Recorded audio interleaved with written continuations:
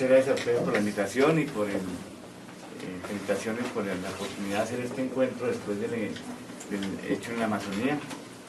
Había un saludo especial, por supuesto. Espero que esté bien. El uso tradicional indígena del yagé o ayahuasca ha tenido profundas transformaciones en los últimos 30 años. Al tiempo que las comunidades indígenas siguen perdiendo sus territorios y se erosiona su cultura, el consumo de esta planta se ha trasladado al mundo no indígena en diferentes contextos y con fines muchas veces ajenos al uso original. Estos cambios producen transformaciones del uso tradicional indígena que aún no han sido suficientemente examinados y que suscitan desafíos sociopolíticos para la supervivencia de los pueblos indígenas. Con base en las experiencias concretas con grupos indígenas colombianos de la cultura del yagé, quisiera presentar una reflexión sobre estos desafíos y sus implicaciones sociales, políticas, económicas y culturales. Un sábado 26 de noviembre de 1983, tuve un inesperado encuentro con un curandero indígena ingano y, sin saberlo, participé en una ceremonia tradicional, tomé yagé y experimenté los insospechados efectos de una curación.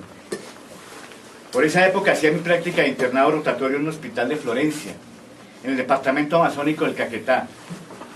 Desde aquel día mi vida tuvo un drástico cambio con implicaciones que aún no termino de digerir. Debo advertir que hasta entonces no tenía mayor conocimiento sobre el mundo indígena, y menos aún sobre la medicina tradicional, el uso de plantas como el yagé o la existencia de pueblos indígenas con conocimientos chamánicos y botánicos. Esto no formaba parte de mi formación profesional. Además, hasta ese momento era poca la divulgación popular sobre este tema y apenas se habían publicado algunos trabajos antropológicos en revistas especializadas de difusión limitada. Los chamanes del piedemonte amazónico se han caracterizado por tener un profundo conocimiento de las plantas medicinales, y entre ellas se ha destacado el yagé o ayahuasca, por sus extraños efectos purgantes y psicotrópicos. De ahí que a estos grupos indígenas se les ha llamado de forma genérica la cultura del yagé. Si bien hay poca información en las crónicas de Indias, no obstante, conquistadores, misioneros y cronistas vieron en sus prácticas y rituales tan solo religiones diabólicas, de pueblos paganos e incivilizados. Y aunque algunos se refirieron al conocimiento de plantas útiles, incluyendo alimentos, condimentos, tintes, venenos y medicinas, nunca se quiso ver allí un complejo y coherente sistema de conocimiento. Ya decía que hay algunas escasas referencias de cronistas, como la de los misioneros jesuitas José Chantre y Herrera en 1767, Francisco N. en 1772 y Juan Manuel de Velasco en 1789. Sin embargo, las primeras descripciones etnográficas de esta planta y su uso ritual por los indígenas fueron realizadas casi simultáneamente por dos investigadores. Por un lado, el explorador inglés Richard Sproul, primero en 1852 entre los Tucano del Baupés, luego en 1854 entre los Guaíbo del Orinoco y finalmente en 1859 entre los Záparo de las tierras bajas de Ecuador. Por el otro, el botánico ecuatoriano Manuel Villavicencio entre los indígenas de la cuenca peruana en el río Napo. Desde entonces y hasta finales de los años 70 del siglo XX, encontramos a diferentes antropólogos, botánicos y químicos que hacen etnografías de estos pueblos o escriben listados botánicos de sus plantas útiles con referencias parciales y fragmentarias sobre el uso del yagé y sus prácticas chamánicas y curativas.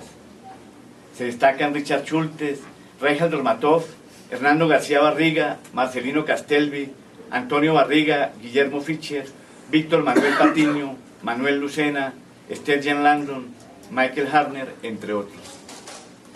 Por fuera del contexto de las investigaciones, las referencias al uso del yagé fueron escasas durante estas décadas. Encontramos, por ejemplo, las cartas del yagé de los artistas norteamericanos William Burroughs y Allen Ginsberg, pertenecientes a la conocida generación Beat, o algunas referencias folclóricas y exóticas de prensa.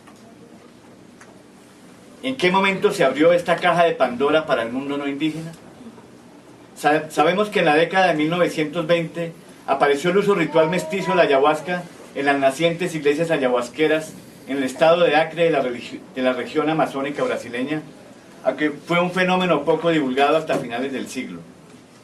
No obstante, pareciera haber una coincidencia histórica en el encuentro de no indígenas con los rituales y el consumo del yagé hacia los años 70 y 80. La obra del misterioso antropólogo Carlos Castaneda, en la que relata sus experiencias con indígenas de la frontera entre México y Estados Unidos, mediadas por el consumo del peyote, aparecen momentos de la apertura psicodélica de la juventud norteamericana al consumo de la marihuana y el LSD, lo que despertó la curiosidad y la búsqueda de experiencias similares con chamanes en todo el mundo. Se da entonces, por ejemplo, el encuentro del micólogo Gordon Wasson con la curandera mazateca mexicana María Sabina y los hongos sagrados, y de manera específica en la selva amazónica, el encuentro de muchas personas con chamanes amazónicos, entre las que me incluyo. Los franceses Jacques Mavit y Didier Lacasse, el psiquiatra español Joseph Erigla, el antropólogo australiano Michael Taussig, el suizo Jeremy Narby, los colombianos Luis Eduardo Luna, Carlos Pinzón, Gloria Garay, Rosa Suárez, Fernando Urrea y William Torres, entre otros. La mayoría de nosotros, desde nuestras respectivas disciplinas científicas, escribimos numerosos libros y artículos sobre el tema que fueron inundando la literatura gris y científica. Algunos se limitaron a su condición de investigadores, otros se atrevieron a usar el yagé como parte de sus actividades médicas, terapéuticas o experimentales, mientras que otros más preferimos dedicarnos a trabajar por la preservación de estos pueblos indígenas, sus conocimientos, sus territorios y su cultura. El interés académico creció exponencialmente. Destaco en particular el exhaustivo trabajo de la antropóloga brasileña Bia Labate, quien se ha dedicado a hacerle el seguimiento al uso de la ayahuasca en el mundo entero. La curiosidad por esta planta rápidamente comenzó a rebasar las fronteras académicas y surgieron múltiples modalidades de uso por fuera del mundo indígena. Las plantas del yagé dejaron de ser un misterioso secreto de chamanes amazónicos y pasaron a ser de dominio público. Se empezaron a cultivar en áreas no indígenas de la Amazonia e incluso por fuera del ámbito selvático. De igual forma, muchos curiosos de todo el mundo que anhelan la experiencia del yagé buscan a los médicos indígenas, generando una nueva modalidad de lo que se ha dado en llamar el turismo chamánico. Otra modalidad más surgida a mediados del siglo XX consiste en indígenas y sobre todo colonos mestizos que aprenden las técnicas básicas de la preparación y el consumo de la ayahuasca y otras plantas medicinales para presentarse entonces como curanderos vegetalistas que ofrecen sus servicios primero a los pobladores locales, colonizadores de la Amazonia, y luego se unen a la creciente industria del turismo chamánico.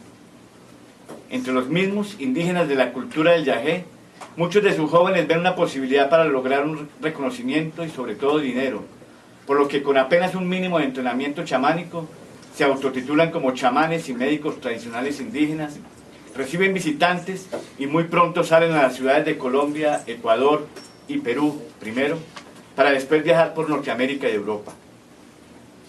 De otra parte, las iglesias ayahuasqueras de Brasil comenzaron una rápida expansión por todo el país, vinculando primero a pobladores locales de ciudades amazónicas, luego a cientos de habitantes de las grandes ciudades, por lo que su fama finalmente llevó a muchos extranjeros a hacerse adeptos de estas iglesias. El movimiento ha tenido tal difusión que ya hay sedes de las iglesias en varias ciudades de Europa.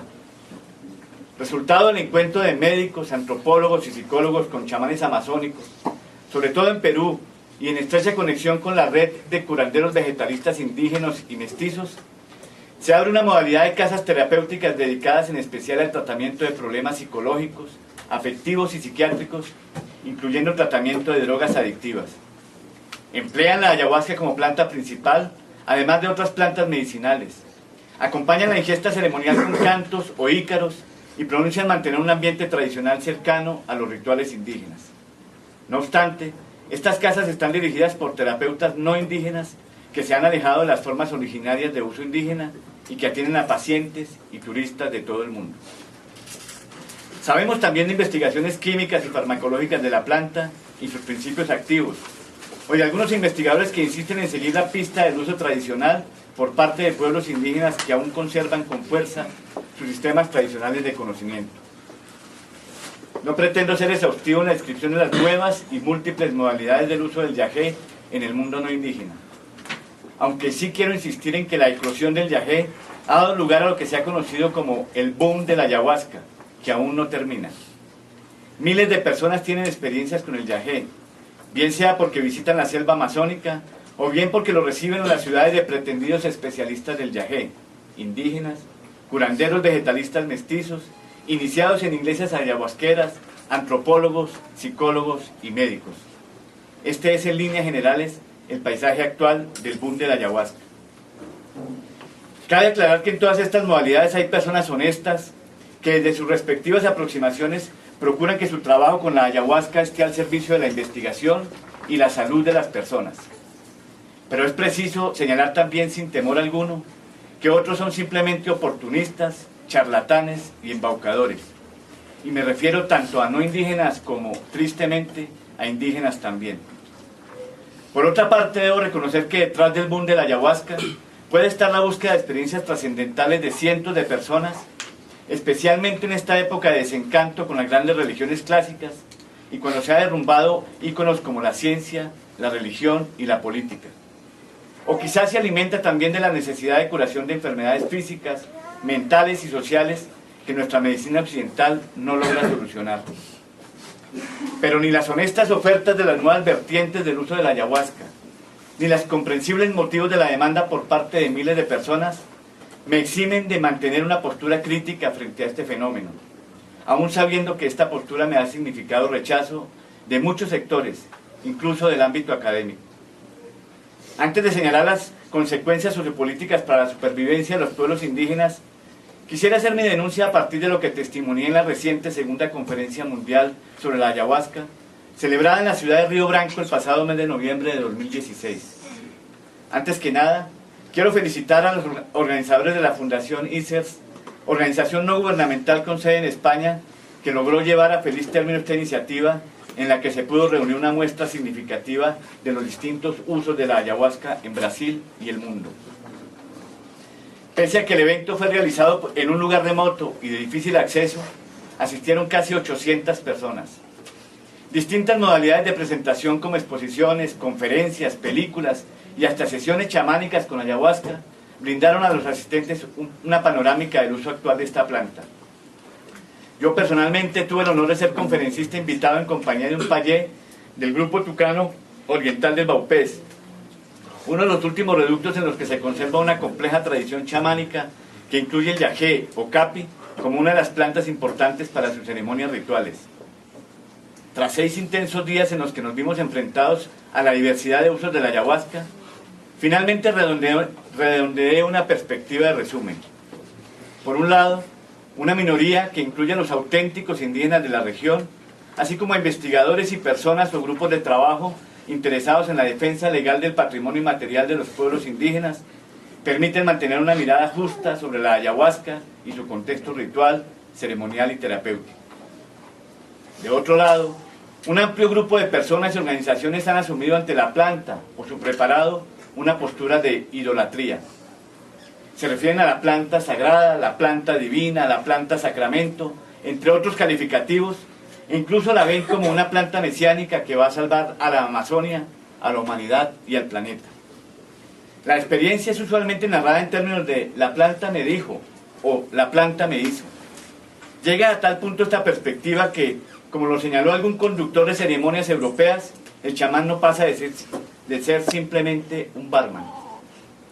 No cabe duda que estamos frente a un preparado de plantas con efectos extraordinarios. Quizás uno de los fenómenos más asombrosos de apropiación cultural de la naturaleza que conocemos. Yo mismo he tenido la invaluable oportunidad durante más de 30 años de experimentar sus beneficios en el seno de muchas comunidades indígenas de la Amazonía, de la mano de algunos de los últimos chamanes auténticos que la conservan y la usan según la tradición. He estado cientos de veces bajo los efectos del trance y la purga producidos por el yagé, e incluso he tenido el privilegio de, guiado por los chamanes, ingresar al mundo invisible que el yagé abre como una llave secreta. He visto seres invisibles, dueños de animales y de plantas, operaciones extraordinarias sobre eventos meteorológicos, asombrosas curaciones, renovaciones reales de los ciclos biológicos, por no mencionar otras experiencias increíbles. Pero nada de esto me ha llevado a divinizar la planta y jamás he visto que los indígenas, los propios conocedores de su poder, la tengan como divina. Sí, la planta es un regalo de Dios, con mayúscula porque todos los indígenas creen en un ser supremo. La planta es digna de todo el respeto y la veneración. La planta es fuente de conocimiento y salud, pero la planta es la planta y nada más. Nunca he visto entre los indígenas un altar montado para adorar la planta, y como lo señalé en la conferencia de Brasil, Chamanismo sin plantas no es posible, pero las plantas sin chamanismo pierden su más profundo sentido. Hay otro grupo amplio de personas y organizaciones que han asumido ante la planta o su preparado una postura que apunta más a su prostitución. Me refiero a aquellos que buscan la experiencia para pretendidas iniciaciones chamánicas, para tener experiencias psicodélicas, para búsquedas filosóficas o religiosas, o con la intención de encontrar curaciones milagrosas y fáciles para los problemas de salud. De esta modalidad surgen muchos pseudomaestros y pseudochamanes ayahuasqueros, indígenas o no, que ofrecen ceremonias de fácil acceso, tanto en la selva como en las ciudades. De ahí los festivales de la ayahuasca, como el realizado en las calles de Pucallpa y patrocinado por una cervecería. La venta al por mayor y de tal de ayahuasca por internet, cursos rápidos de iniciación chamánica, simples paseos de ecoturismo con toma de ayahuasca incluida, venta de objetos chamánicos, plumajes, cuarzos y pinturas corporales como simples artesanías y souvenirs. No es extraño pues que en los últimos años aparezcan tristes y alarmantes noticias relacionadas con el consumo de la ayahuasca. Además de los absurdos decomisos y la captura de portadores de la bebida proscrita en varios países por su sospechoso contenido de triptaminas, que son sustancias prohibidas por la Convención contra el Tráfico Ilícito de Estupefacientes y psicotrópicas. Hemos sabido del fallecimiento de usuarios incautos durante las ceremonias de Yagé. También cientos de usuarios han quedado con secuelas psicológicas y emocionales por su consumo. Hay denuncias en Perú y Colombia por el abuso sexual a mujeres por pretendidos chamanes, indígenas y no indígenas. Frente a esta triste situación, solo puedo repetir las palabras de un reconocido etnobotánico. América ha sido descubierta, pero el indio, su pensamiento y su flora continúan esperando. ¿Y qué beneficios han obtenido los pueblos indígenas con el boom de la ayahuasca? Ninguno. Los graves problemas de despojo de tierras, de erosión, tala y contaminación de sus ecosistemas, la aculturación por cuenta de los modelos occidentales de educación, la falta de protección jurídica a sus derechos consuetudinarios, el desconocimiento de sus derechos de propiedad intelectual colectiva o de su patrimonio inmaterial, y con ello la extinción biológica y cultural de muchos de estos pueblos indígenas, siguen siendo el denominador común, y el boom en poco ha contribuido para evitarlo. Miles de personas, en los diferentes contextos que he descrito antes, consumen la ayahuasca, veneran la planta, dicen recibir beneficios casi milagrosos de esta medicina, amplía su uso en redes de neochamanismo, curanderismo e iniciaciones religiosas, pero casi ninguna de ellas se preocupa por la dramática situación de los pueblos aborígenes y poseedores originarios de la ayahuasca y su medicina. Nos llevamos su planta y dejamos que mueran sus selvas, sus conocimientos y sus vidas. ¡Viva la ayahuasca!, aunque estén muriendo los indígenas. Más aún, quisiera llamar la atención sobre un aspecto dramático y nocivo de este boom. La impresión que queda para la mirada occidental sobre la ayahuasca, las culturas del yagé, la medicina tradicional y el chamanismo es distorsionada, y en vez de apreciar por fin con admiración el inmenso valor de un sistema tradicional de conocimiento, queda un mosaico de ideas erróneas o fragmentarias sobre plantas alucinógenas o rituales psicodélicos. ¿Cuánta dificultad he tenido en estos 30 años para explicar a personas interesadas que lo que refleja del boom del yagé no corresponde a la auténtica medicina tradicional indígena de la selva amazónica? Que no se trata de tomar yagé como una experiencia personal, que el yagé no es más que una planta importante dentro de un sistema de medicina mucho más complejo y coherente. ¿Cómo explicar que el chamanismo no es simplemente medicina en el sentido occidental de la palabra? Un chamán es algo más que un curandero, aunque mucho de su quehacer tenga un propósito terapéutico. El chamanismo es en primer lugar una forma distinta, arcaica y eficaz de obtener conocimiento y dominio de la realidad. Está fundado en una ontología diferente de la visión materialista y reducida de Occidente. Está construido sobre una intricada propuesta epistemológica que permite ordenar la vida, el territorio y la salud. No solo se preocupa por la armonía individual, sino que comprende que esta no es posible si no se inserta en la armonía social y colectiva. El chamanismo tiene la capacidad de proteger, promover y construir la salud, entendida como la adecuada relación del hombre y su grupo familiar y social, consigo mismo, con los demás, con la naturaleza y con el mundo espiritual. ¿Cómo explicar que el chamanismo no es simplemente religión en el sentido occidental de la palabra? Un chamán es algo más que un sacerdote, aunque mucho de su quehacer tenga un propósito religioso. El chamanismo no pretende ser un culto colectivo para el encuentro y la adoración de Dios o de los seres espirituales. Para el chamán no hay frontera entre el mundo visible y el mundo invisible. Su tarea es mantener o corregir las rupturas del flujo orgánico que impiden la comunicación entre estos dos mundos. El chamán no muestra a Dios, sino que permite que tengamos la salud necesaria para ser capaces de creer y aceptar a Dios. La armonía que el chamán propone obliga a despojarnos de la visión materialista de la realidad para permitir así que el espíritu y la materia puedan hacer posible la vida aquí y ahora. Sí, chamanismo no es simplemente medicina o religión, y ayahuasca no es simplemente un medicamento o un sacramento. En algún momento de mi experiencia con los indígenas, cuando comenzaba a reconocer los maravillosos beneficios en mi vida, también tuve la tentación de poner al yagé en un altar, de endiosarlo. Por eso el taita Laureano, después de brindarme yagé durante una ceremonia, me dio una lección.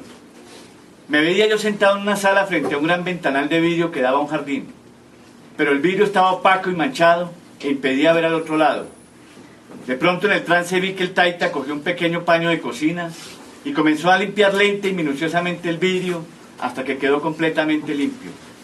Así pude ver al otro lado un día soleado que iluminaba un hermoso jardín con flores, pájaros y mariposas, con niños alegres que jugueteaban de la mano de alguien que parecía un ángel o que quizás era Dios mismo. De repente el taita me preguntó, ¿entiende el mensaje? Respondí que no muy bien.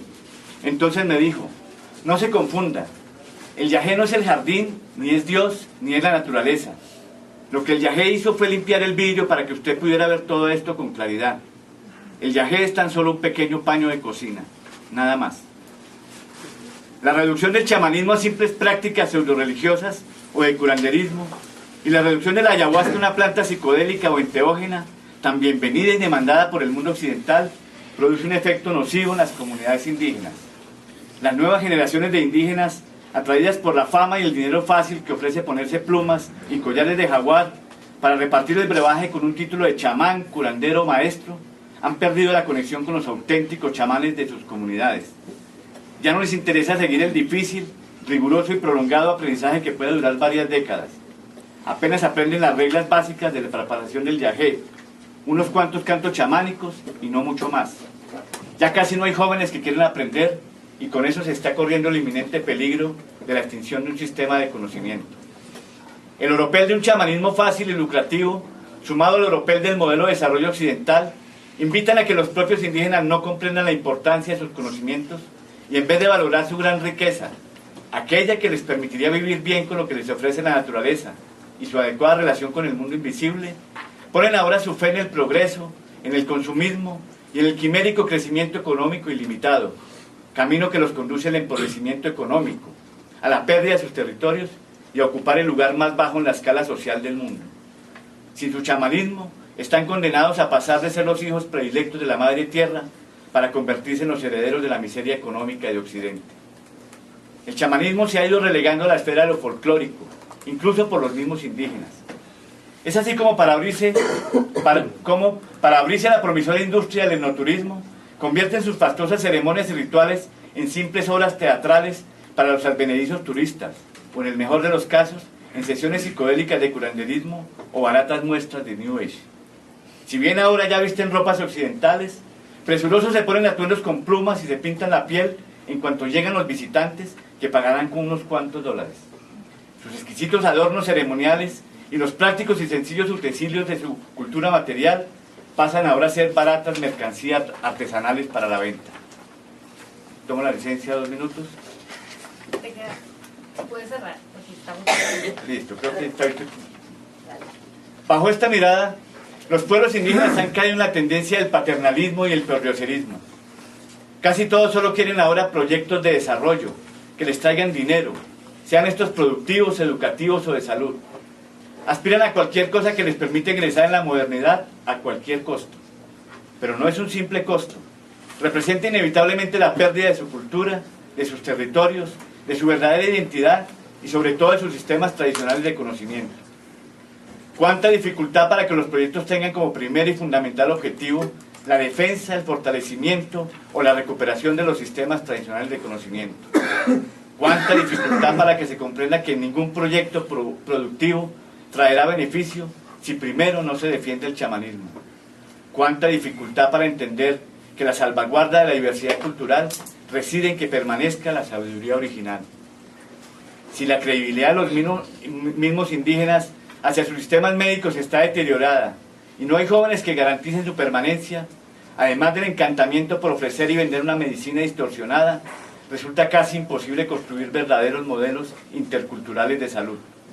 También la expansión hegemónica de los servicios de la medicina occidental ha debilitado la medicina tradicional y sus prácticas de salud asociadas, por lo que se han descuidado las medidas de prevención y atención prescritas por la cultura tradicional.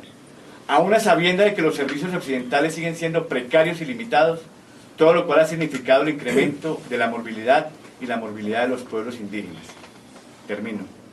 Asimismo, la medicina occidental, distraída o confundida por las nuevas y espurias versiones del yagé y los chamanes, pierde la oportunidad de conocer y acceder con humildad al verdadero tesoro que ofrece el chamanismo en términos de salud, con su oferta de plantas medicinales, de eficaces prácticas preventivas y sobre todo con nuevos enfoques epistemológicos, tales como la noción de frío y calor, purga y limpieza, cuidado de los cambios del ciclo vital y una ampliación del concepto salud-enfermedad que incluye las esferas social, ambiental, cultural y espiritual, con lo que podríamos encontrar nuevas claves y herramientas para la curación de enfermedades.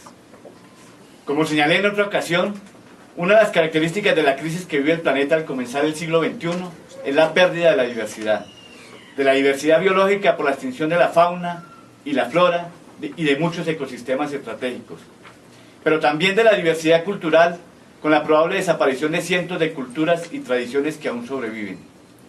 Con ellas, también se arriesga la extinción del chamanismo, quizás uno de los últimos remanentes de una forma distinta de conocimiento para alcanzar nuevas estrategias adaptativas en un mundo que parece haber perdido el camino para restablecer la salud y el respeto por la naturaleza.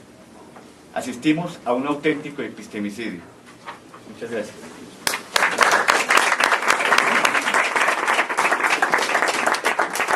Disculpen la... No, gracias.